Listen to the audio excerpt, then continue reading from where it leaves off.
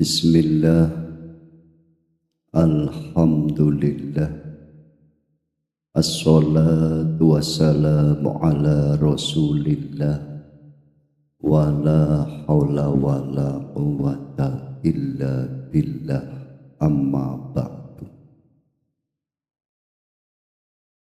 Pada kesempatan malam hari ini akan kita kaji bersama-sama, kita fahami mengenai ruh, jiwa, nafsu, hawa, ataupun syahwat. Sebelumnya kita harus belajar memahami asal usul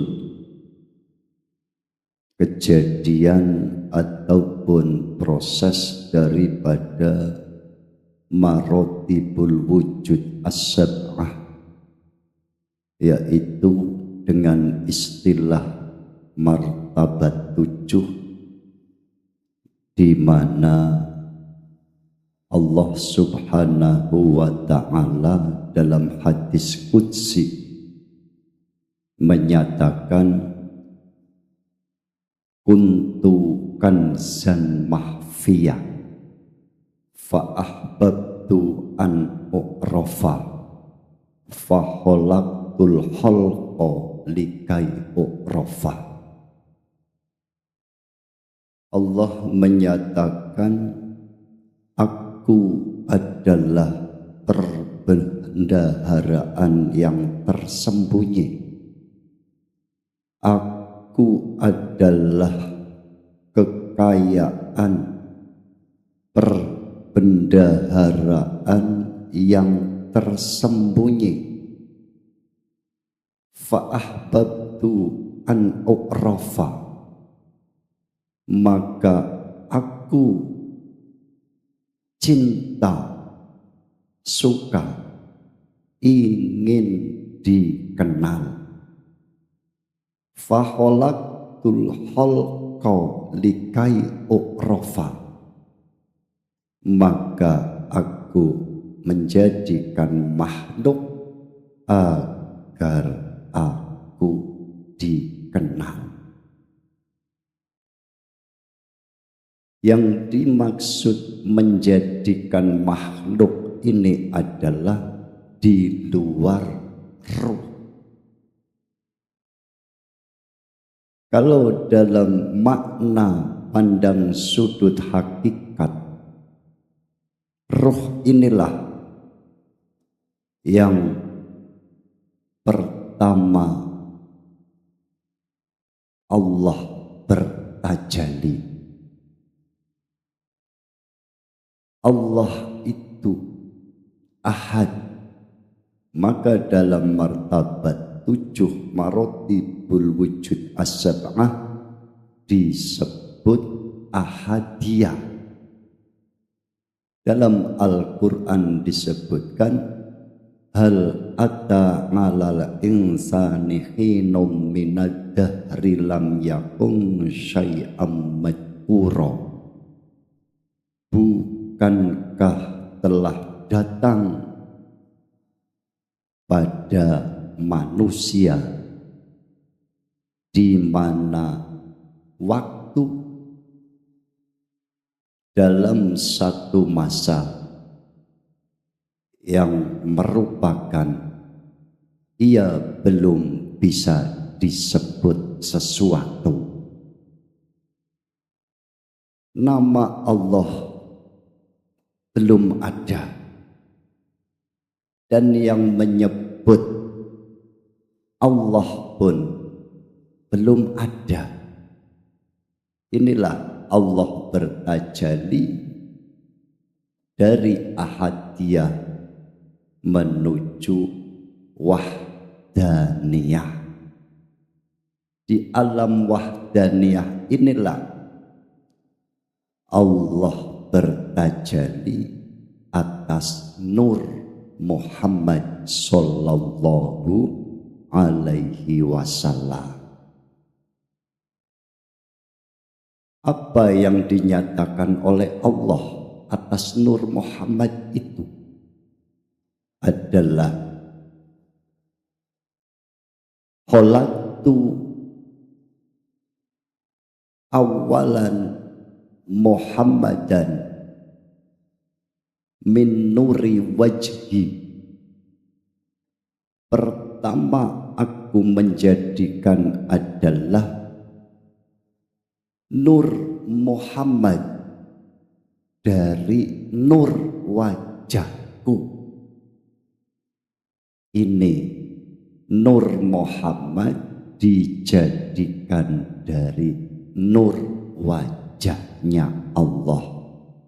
Maka sebagai istilah dari ahadiyah ke alam wahdaniyah berupa nurullah bertajalli menjadi nur Muhammad sallallahu alaihi wasallam. Dan dari wahdaniyah inilah nur Muhammad sebagai abal arwah, sumber induk daripada seluruh ruh-ruh. Bahkan beliau Kanjeng Nabi Muhammad sallallahu alaihi wasallam juga bersabda, "Ana minallah wal mu'minuna minni."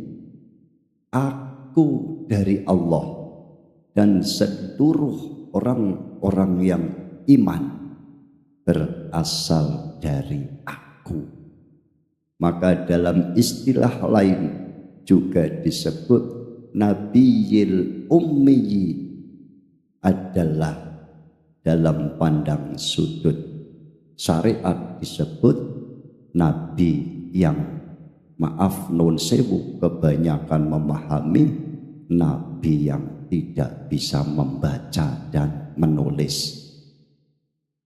Kebanyakan, tidak semua memahami seperti itu. Dalam pandang sudut tauhid, Nabiyil Ummi adalah diartikan sebagai induk.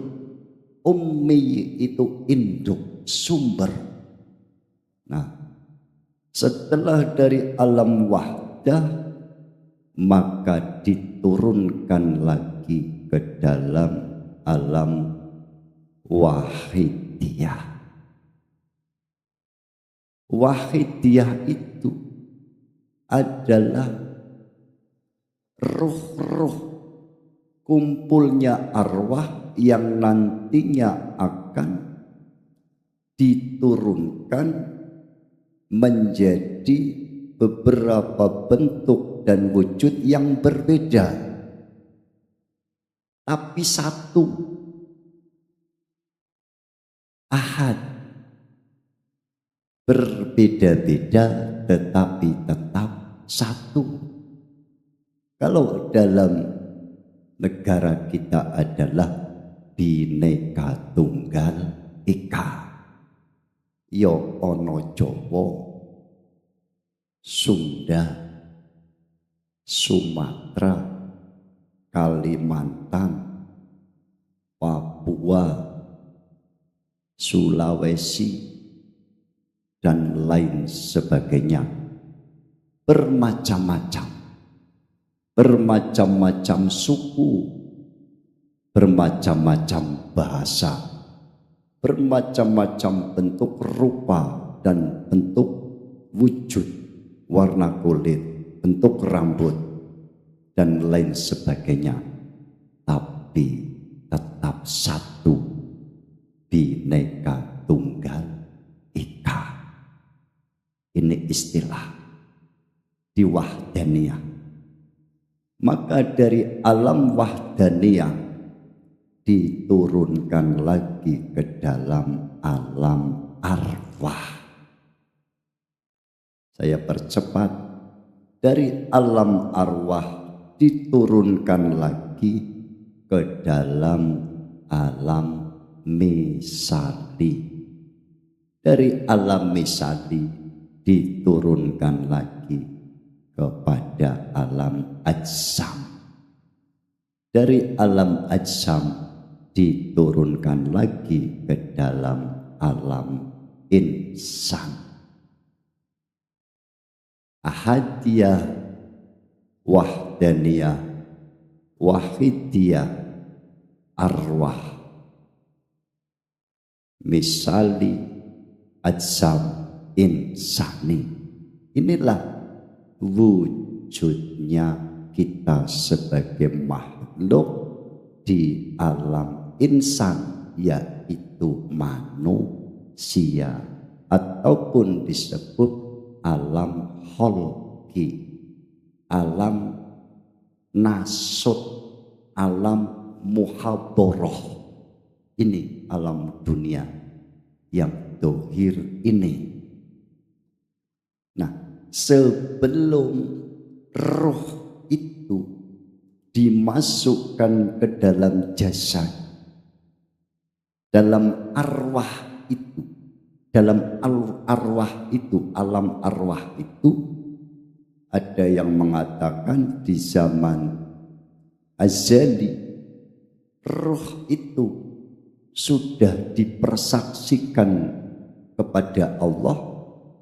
Allah sendiri yang bertanya atas roh itu, alastu birabbikum, bukankah aku ini adalah Tuhanmu, wahai roh-roh?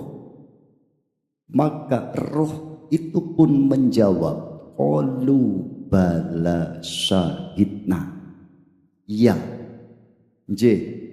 hanya engkau yang kami saksikan. Inilah seluruh roh itu telah bersaksi kepada Gusti Allah. Awalnya berarti telah makrifat kepada Gusti Allah. Nuwun sewu, ini belok sebentar, merembet keterangannya. Orang-orang am pada umumnya dalam syariat itu mempunyai keinginan bihusnil khotimah, ingin mati dalam keadaan husnul khotimah. Iki yo gak salah, bener itu untuk orang-orang am umum, pungkasan sing bagus, boten salah. Tapi yen panjenengan masuk ke dalam tauhid, naiklah apa? Mempunyai cita-cita agar makrifat kepada Gusti Allah. Boten cukup husnul khotimah. Napa yen husnul khotimah, ngapunten nuwun sewu mohon maaf, umpama husnul khotimah mlebung swarga, kan ngoten teng syariat jileres, tapi mboten kepanggih kalian Gusti Allah. Lo gak kenal sing duwe swarga. Maka di dalam surga itu, orang-orang yang telah masuk ke dalam surga itu masih menginginkan sesuatu keindahan yang lebih indah daripada surga itu. Apa? Pertemuan dengan sang pemilik surga, yaitu Allah. bisa bertemu Allah adalah orang-orang yang mengenal Allah, yaitu makrifat billah. Maka kecuali kita hanya mempunyai cita-cita husnul khotimah swarga panggonane, naiklah berkeinginan untuk makrifat kepada Gusti Allah. Sebab dalam makalah disebutkan ma ngumuruka min awali yauma wulidta bal ngumuruka min awali yauma ngaraftallaha ta'ala. Bukan dikatakan umur ketika kamu lahir, bukan dikatakan itu umur saat awalnya kamu lahir ke dalam dunia ini, bukan. Bal ngumuruka min awali yauma ngaraftallaha ta'ala. Adapun sejatinya umur adalah ketika dirimu mulai makrifat mengenal kepada Gusti Allah. Ikulah kejaba husnul khotimah yo duwe kepenginan makrifat billah. Maten nggih. Saya teruskan. Jadi ruh itu setelah berjanji kepada Allah, hanya menyaksikan Allah sebagai Tuhannya, kemudian roh itu ditiupkan oleh Allah, wa nafahtu fihi mir ruhi, dan aku tiupkan ruhku kepada jasadnya. Ruh ini bukan makhluk. Yang makhluk itu jasadnya. Sebab ruh itu dari Allah. Wa nafahtu fihi mir ruhi. Dalam ayat lain, inna lillahi, dari Allah. Ruh itu berarti bukan makhluk, tapi ruh itu bukan Allah, tapi juga bukan selain Allah. Diraosake mawon. Setelah ruh itu masuk ke dalam jasad, maka ruh ini mempunyai istilah nama yang disebut nafsun ataupun jiwa. Dipahami, ruh yang masuk ke dalam jasad dinamakan jiwa. Nafsun, jiwa. Jiwa inilah sebagai kesadaran ruh terminal. Ketika ruh itu menghadap kepada Allah, maka cahaya yang akan terdapati. Tapi ketika si jiwa menghadap ke selain Allah, kepada apa-apa yang diinginkan, maka ruh itu condong kepada syahwat. Kecondongan kepada syahwat itulah yang menimbulkan hawa. Hawa itu adalah ego. Paham napa mboten? Karing ngringokna yo ngelu apa maneh nerangno. Ego mula ojo metutno hawa nafsu. Nafsu itu jiwa. Ia berada di tengah ketika menghadap kepada ruh, ruh itu menghadap kepada Allah, jiwa itu akan sadar.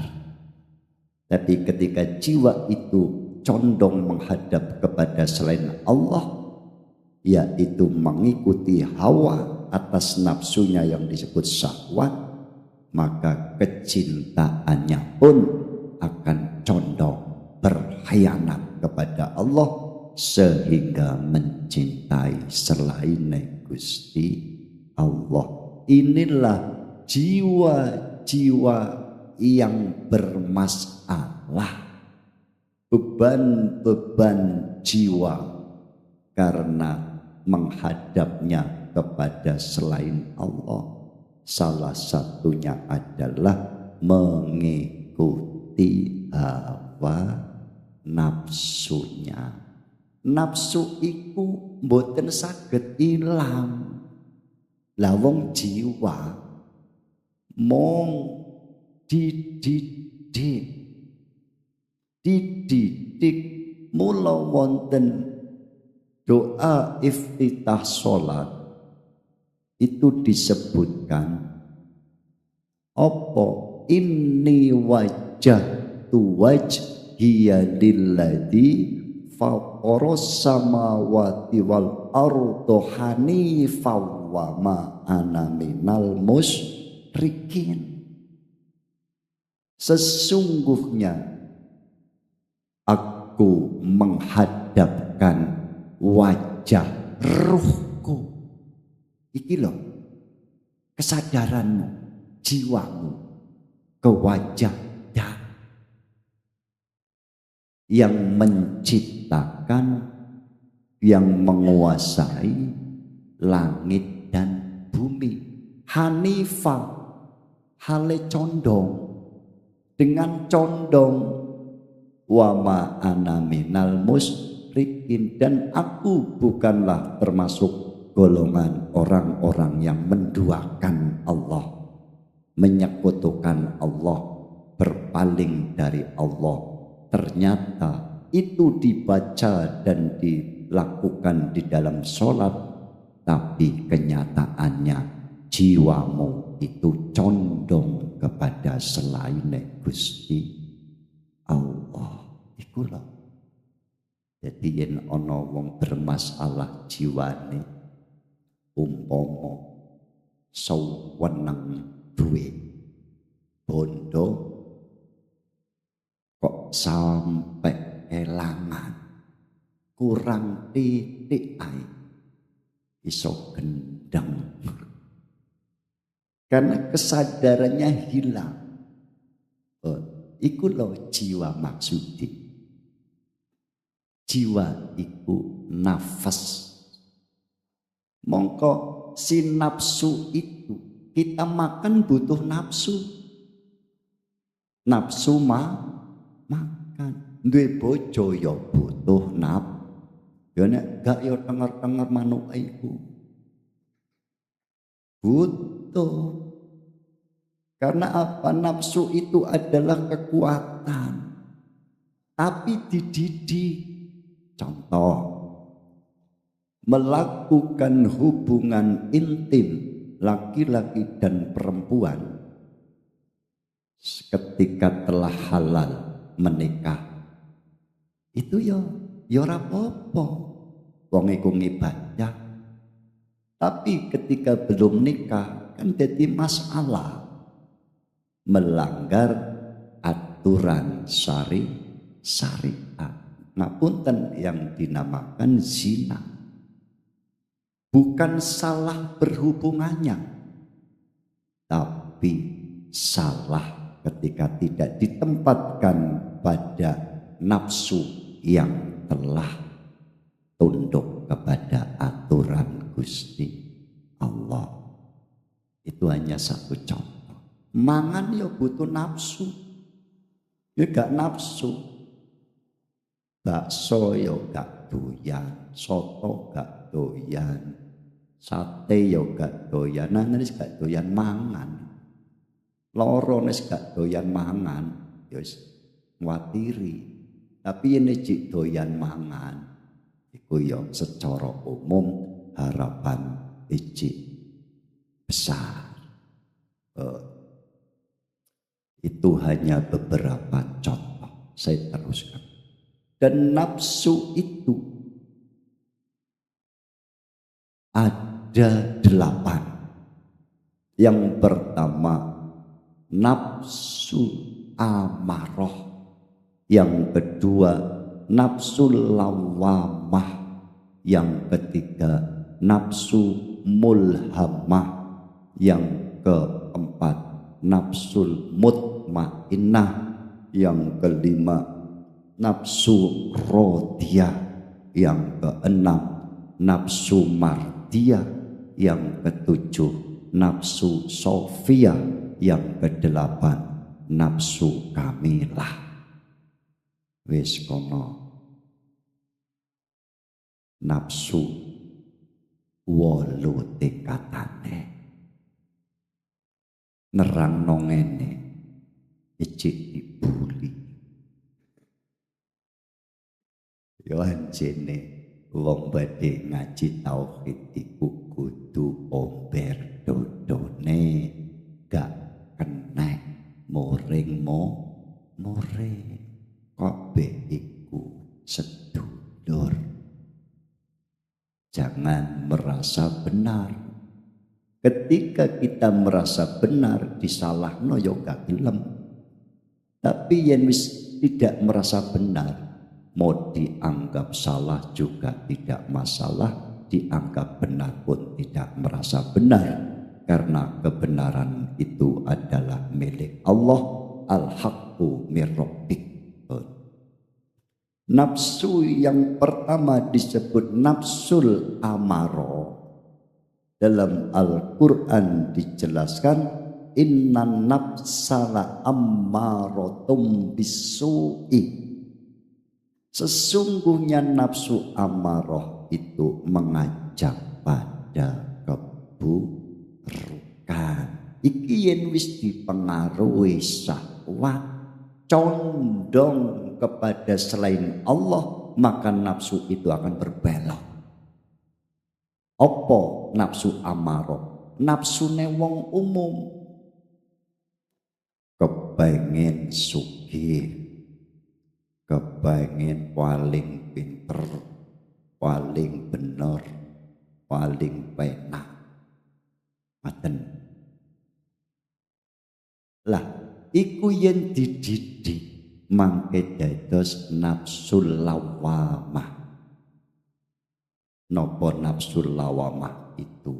Wala uqsimu bin nafsil lawamah. Nafsu yang sudah mulai ada titik terang kesadaran. Contoh, umpama ngapunten nuwun sewu, kita berbohong untuk membela diri. Umpama setelah beberapa waktu kebohongan itu telah terjadi, maka si jiwa ini akan menyesali. Kok tadi saya sampai berbohong, ya Allah, astagfirullahaladzim.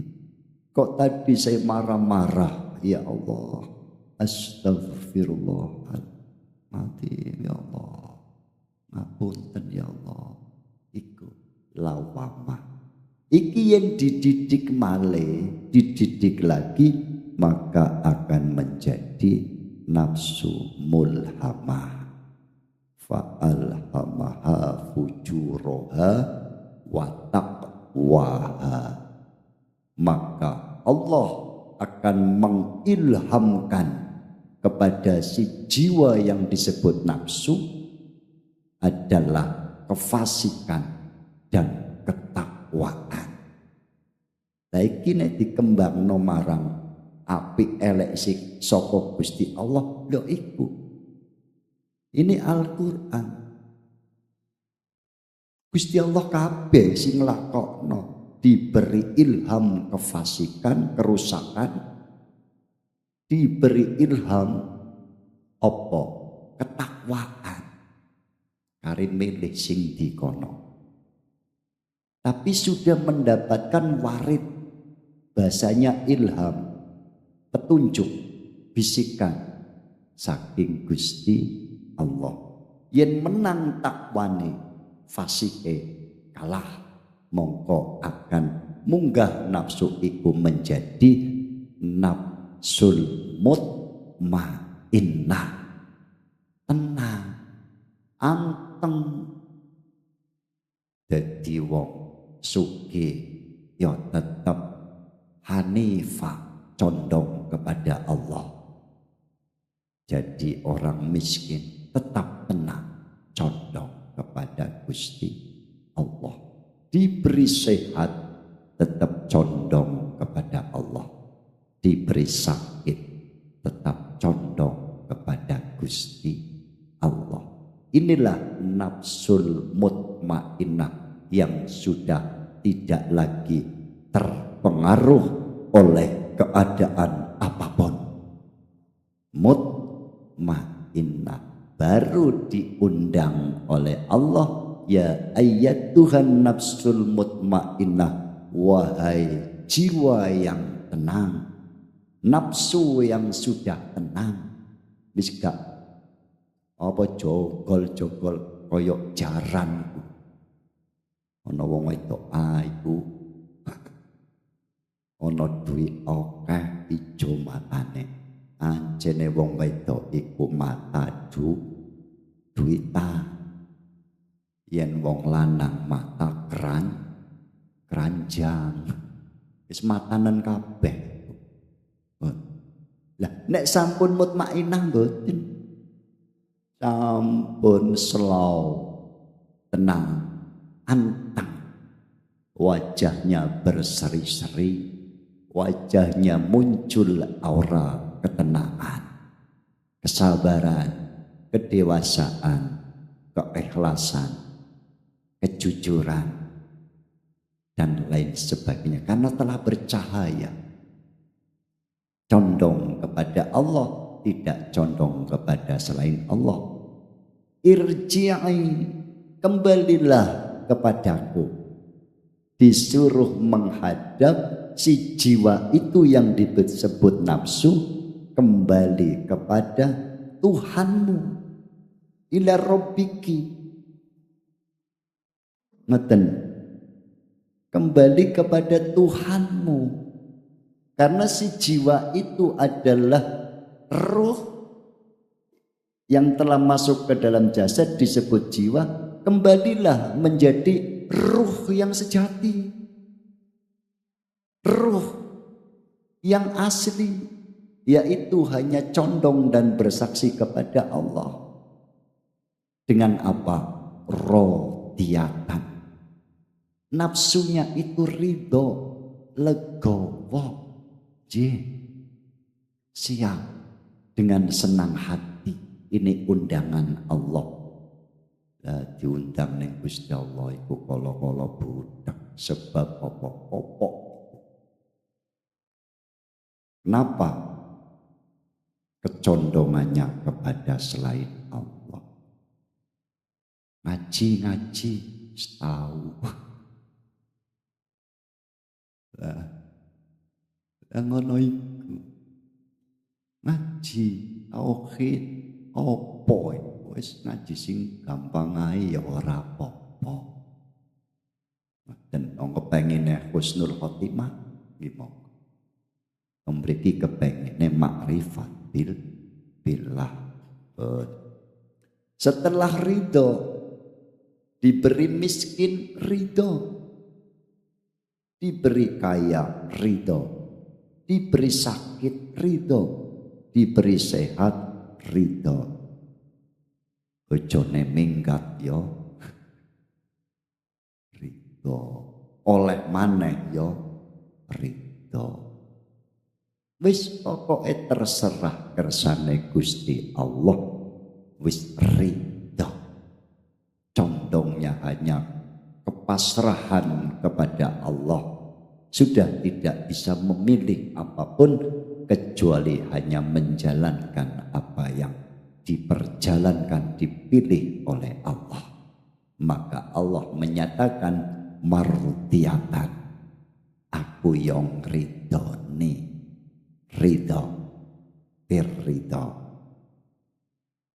Nek wis ngono fadkhuli fi ibadi, maka masuklah ke dalam golongan hamba-hambaku.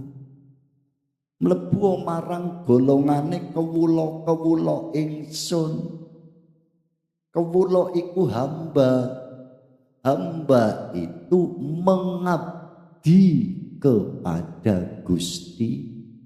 Lah wong ngabdi yo gak nuntut upah dulur, gak nuntut swarga, gak nuntut ganjaran. Wong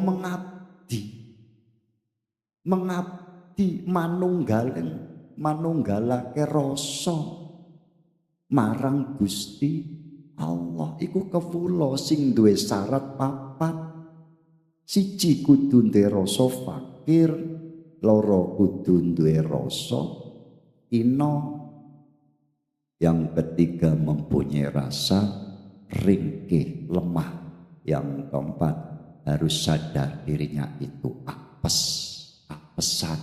Iku syaratnya kewula untuk mengabdi kepada Gusti Allah. Ini diundang oleh Allah, maka masuklah ke dalam golongan hamba-hambaku. Ditambahi fadkhuli fi ibadi wadkhuli jannati, dan masuklah ke dalam surgaku. Iki surga sing gak ono bidadarine dulur, gak ono semongkone, gak ono kacang, gak ono kasur babut. Lah terus swarga apa? Swargane Gusti Allah. Dudu swargane angen-angenmu, dudu swargane konsep pikiranmu. Lah kok ngoten? Roh iku lanang apa wedok? Jawaban. Lah ning swarga ana lanang ana wedok, iku ngomongake simbol tesi jasad. Roh iku mangan sego apa mangan? Enggak. Pun lah, ampun kula perlebar, mungkin dibuli mati. Mugi diparingake kepahaman dening Gusti Allah. Niku nafsu. Jadi ketika kita dengan pertolongan rahmat ridho Allah yang kita berharap untuk bisa mendidik nafsu kita, maka nafsu itu akan selalu condong kepada Gusti Allah. Jiwa itu loh, iki nek tak apa ya? Apa jenenge digambar iku jenenge apa? Apa jenenge? Digambar iku lho. Ilustrasi. Wis apa lah bahasane iku. Lah wong tamatan MTS kon mikir ngono ya gak. Nyait. Diilustrasikan ngoten nggih. Iku jiwa iku. Jiwa itu kalau menghadap ke Allah, katakanlah ke atas, akan bercahaya. Tapi ketika condong ke bawah, maka akan gelap. Ngoten. Lah saiki ayo kita pahami jiwa kita itu dalam cahaya apa dalam kegelapan. Mulakno dalam Al-Quran itu Allah subhanahu wa ta'ala sampun dawuh. Wa qul ja'al haqqu wa zahaqal batil innal batila kana zahuqa. Katakan, setelah yang hak itu datang, maka yang batil akan sirna. Maksudnya ketika cahaya telah datang, maka kegelapan akan musnah. Uripmu iku badhe terang yen cahaya ruhmu, jiwamu iku wis nyawang musyahadah condong hanya kepada Gusti Allah. Atimu yo padang, awakmu yo enteng, sirahe yo gak ngelu, keluargane yo enak, ekonomine yo berkah, jauh dari sifat-sifat yang madmumah, sifat-sifat yang tercela. Hasud sudah bisa ditaklukkan, sombong, riya, takabur, sum'ah, namimah, apapun yang mengotori hati, jiwamu sudah terang, maka apapun yang dirimu lakukan itu dengan cahaya Nur Muhammad yang dari cahaya Allah, Nurullah. Inilah nurun ala nurin, cahaya di atas cahaya. Iku maksudnya ngoten kan. Mula wingi sampun kula terangake di antara cara membabadi nafsu, mendidik nafsu, membersihkan hati dari kotoran-kotoran, sifat-sifat yang tercela yaitu madmumah agar menjadi sifat mahmudah terpuji, itu ada 4. Apa 4 itu cara membersihkan hati? Disebutkan dalam maqalah adalah arba'atun tu'inuka ngala jalai qalbika kasratu dzikri walusumus sumti wal halwatu wakilatul mat'ami wal masrobi. Ada 4 cara untuk membersihkan hatimu dari kotoran-kotoran penyakit hati yang menggelapkan hatimu itu.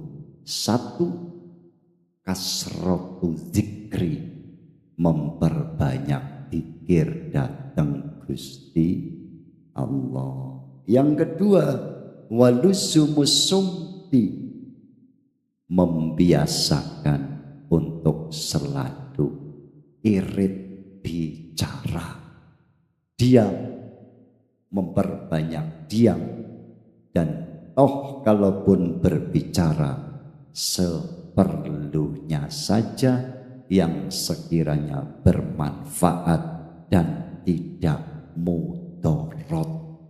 Iku lho nek kepengin atine bening. Yang ketiga, wal kholwatu, dengan cara kholwat, nyepi, utawa uzlah bahasa syariat. Bahasa istilah dalam pandang sudut tauhid, kholwat itu adalah menyepikan hati dari perkara-perkara selain Allah, walaupun kenyataannya jasad ini ramai di tengah-tengah makhluk, tapi hatimu tidak condong, tidak terpengaruh, tidak terkontaminasi, hanya condongnya kepada Gusti Allah. Ini pun ada bimbingannya, ada tuntunannya, ada talqin dan bai'atannya. Yang ketiga, yang keempat adalah wakilatul mat'ami. Ojo kokean mangan, sedikit makan, wal masrobi, dan sedikit minum. Makan dan minum itu diperintahkan oleh Allah. Kulu wasrobu, makanlah dan minumlah. Makan dan minum itu diperintah dening Gusti Allah. Berarti makan dan minum itu ibadah. Yen iso sadar iki diperintah Allah, mula teng syariat ken maca bismillah. Ibadah, tapi gak oleh kokean. Nah, sedangkan nafsu itu kalau sudah condong kepada selain Allah dengan hubus syahwat, yen enak gak gelem mandek, ditawarusnan. Dan mulane apa? Penyakit warna mangan emping asam urat, makan sate kolesterol, makan sambel mahnya kumat. Iku dudu panganane sing salah, tapi carane mangan sing gak bener, tidak sesuai aturan dari Gusti Allah. Karena nafsu itu ketika telah condong kepada syahwat, hubus syahwat, keinginan apa-apa yang diinginkan itu wis gak gelem mandek. Mulane apa? Nuwun sewu. Kebanyakan orang itu, nuwun sewu ngapunten, mohon maaf, yen menikah iku seneng anyare, gak siap bodole. Nah iku nafsu. Lo barang anyar, apa sing gak enak? Nom iya, ngerawat awak iya. Ya yen wis duwe putu, yo beda maneh. Jek seneng bodole ora. Rata-rata nafsu iku gak gelem ketika melihat yang lain, membanding-bandingkan. Itu membuat sakit hati pasanganmu. Jangan begitu, heso nafsu. Pandanglah Allah. Saya teruskan. Tadi jiwa itu ketika telah bisa kembali bermusyahadah kepada Allah, maka cahaya itu yang akan datang dan kegelapan akan sirna. Ini perlu membersihkan penyakit hati yang tadi saya sebutkan 4 itu. Birriyadati wal adkar, dengan riyadhah. Apa sih riyadhah? Riyadhah iku mriyatini jiwamu.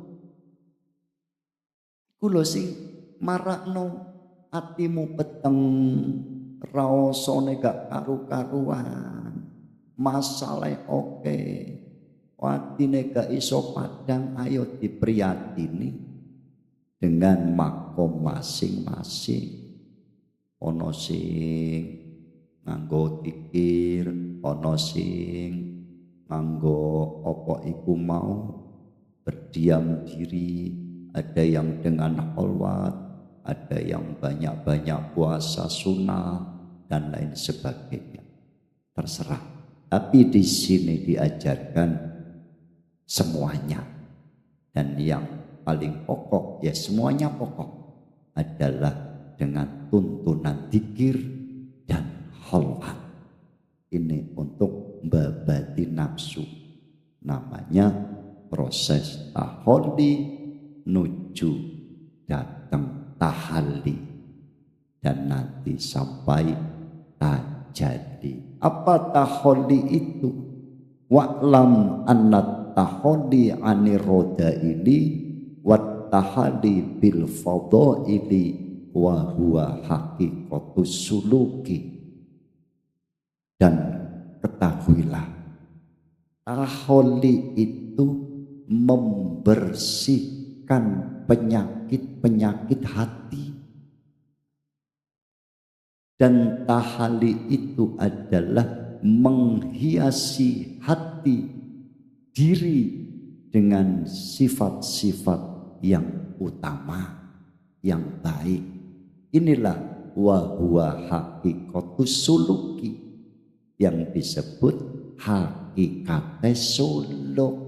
Suluk iku mbabadi nafsu saking perkara sing boten sae sehingga dipaes-paesi dihiasi perkara sing afdol sing utama.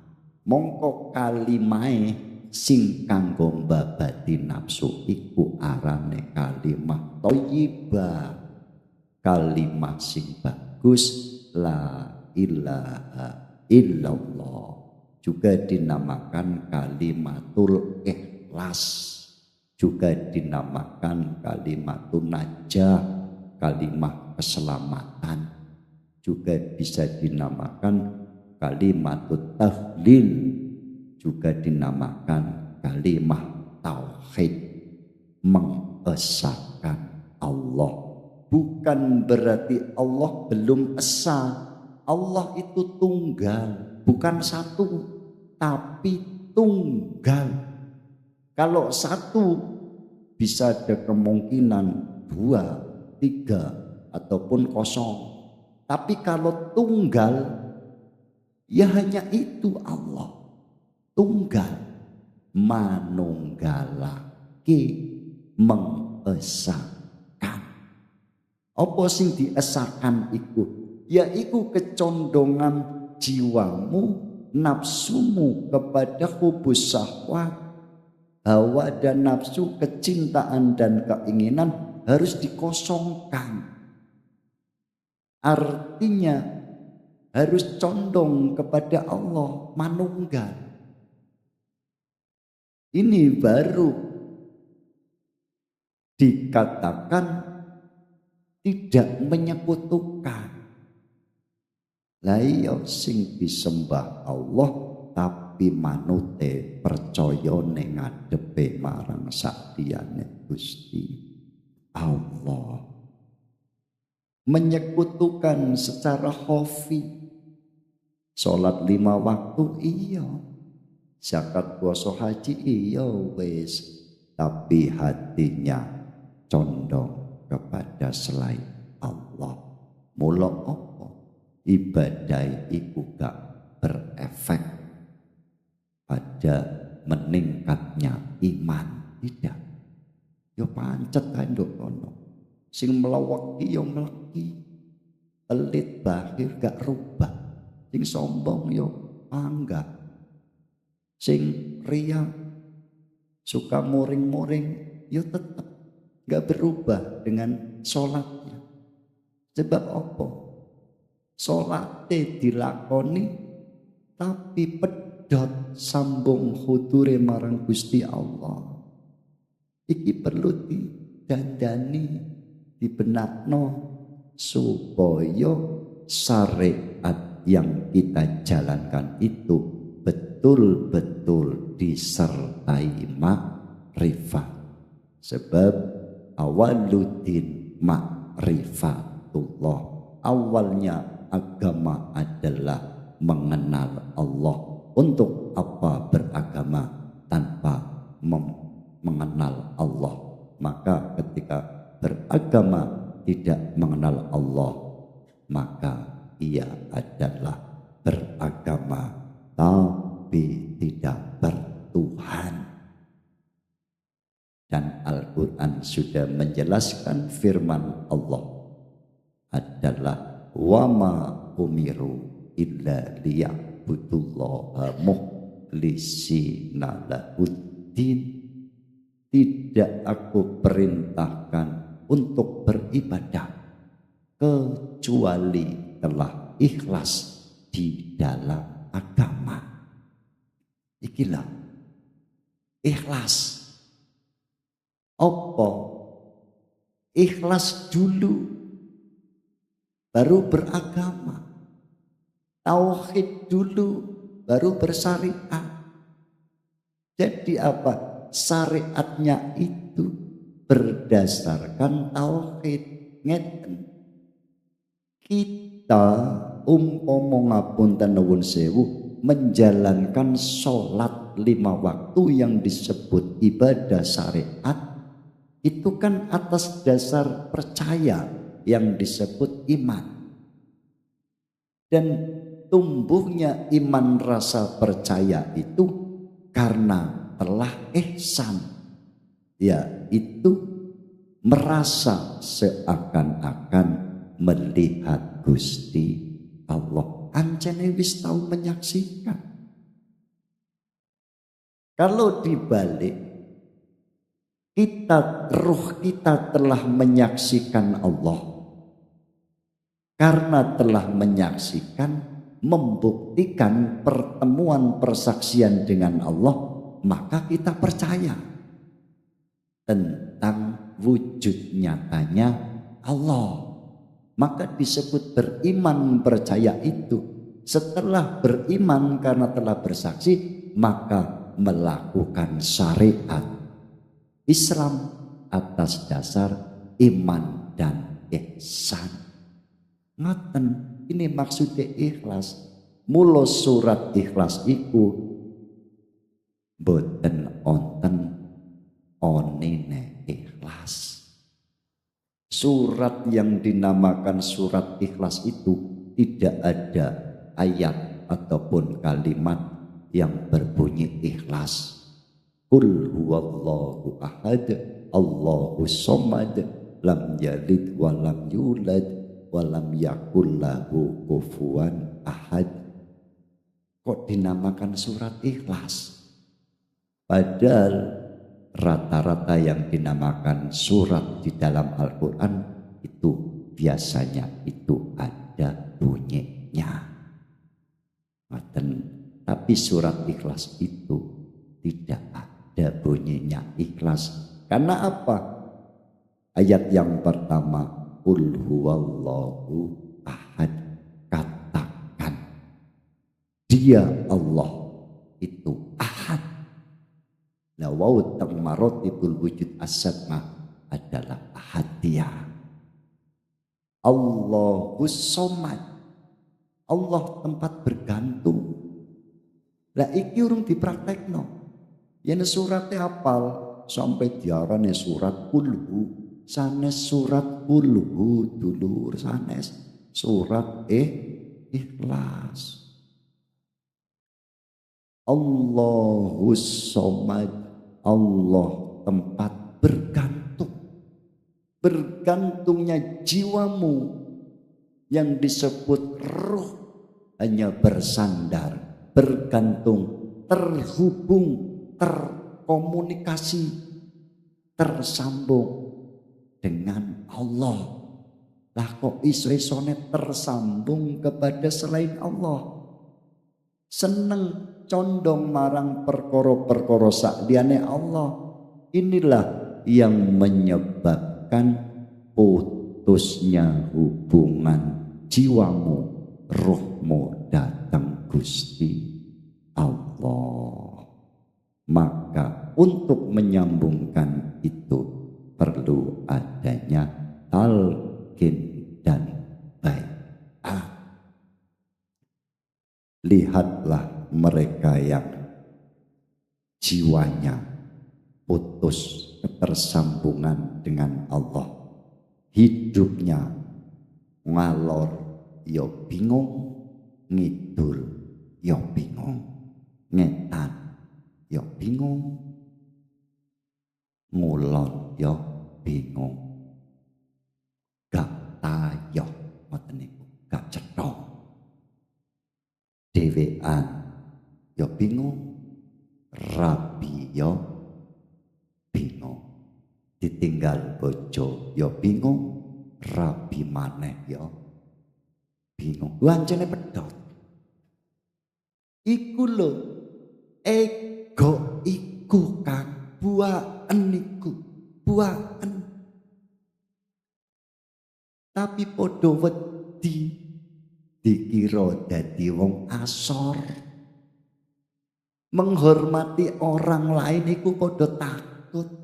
Sorry ya, ngoten.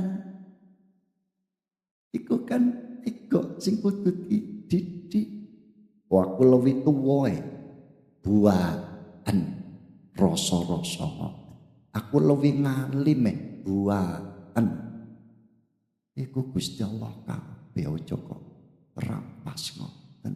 Aku luwih pinter, aku luwih suwe ngajine, aku luwih dhuwur kelase buatan.